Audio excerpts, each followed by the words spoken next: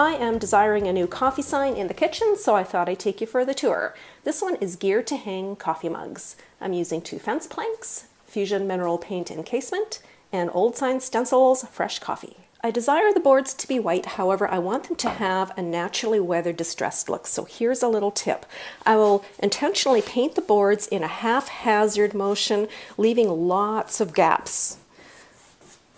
What you might find with this method is the odd blotches because the paint wants to grab in certain areas and not in others. So I'm just going to focus a little bit on feathering that in a bit more to make it a bit more even. Another consideration is where you plan to place your lettering. If you placed it on a heavily distressed area like that, the letters wouldn't pop. So I'm going to focus on making sure there's good coverage in the middle. Next up is finding the center of the boards, easily done with a measuring tape, as well as utilizing the little registration marks on each stencil.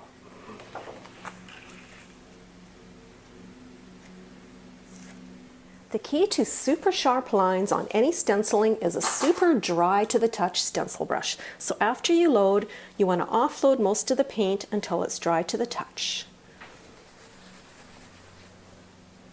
Even though I've already attached the stencil with masking tape to hold it in place, I'm also going to walk my fingers near where I'm stenciling to hold all these little bits and pieces in place as well.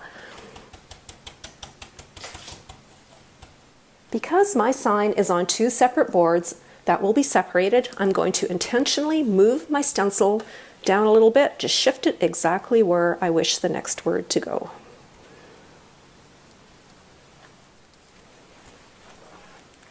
And it's done. Ready for some fun.